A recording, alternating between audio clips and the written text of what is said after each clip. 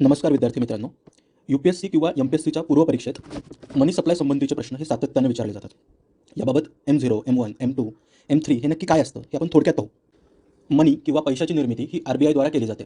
Money is created by RBI which is also called as high powered money, that is M0. आणि हा पैसा बँकांद्वारा multiply केला जातो, ज्यालाच आपण मनी मल्टिप्लायर असं म्हणतो.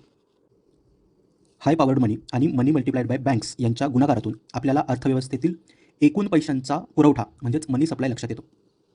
अर्थव्यवस्थेमध्ये पैसा हा कॅशच्या स्वरूपात म्हणजेच मनी इन द सर्क्युलेशन, त्याचबरोबर बँकांमध्ये असणारे डिमांड डिपॉझिट्स, पोस्ट ऑफिसेसमध्ये असणारे डिमांड डिपॉझिट्स, बँकांमध्ये असणारे टाईम डिपॉझिट्स आणि पोस्ट ऑफिसेसमध्ये असणारे टाईम डिपॉझिट्स या स्वरूपामध्ये उपलब्ध असतो. कॅश व बँकांकडे असणारे डिमांड डिपॉझिट्स याच्या एकत्रीकरणातून आपल्याला M1 भेटतो. M1 हा मोस्ट लिक्विडिटी असलेला मनी सप्लायचा घटक आहे. त्याचबरोबर M1 आणि demand deposits with post office यांच्या एकत्रीकरणातून आपल्याला M2 भेटतो. त्यानंतर M3 मध्ये कॅश, त्याचबरोबर बँकांकडे असणारे डिमांड डिपॉझिट्स आणि बँकांकडे असणारे टाईम डिपॉझिट्स या तिन्हींचा समावेश होतो.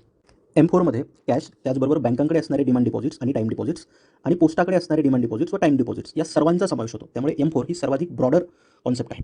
अशा प्रकारे M1, M2, M3, M4 हे मनी सप्लायचे प्रकार आहेत. M1 पासून M4 पर्यंत जाताना लिक्विडिटी ही कमी होत जाते, तर इतर घटकांच्या समावेशामुळे त्याची व्याप्ती मात्र वाढते, म्हणजेच ब्रॉडनेस वाढतो.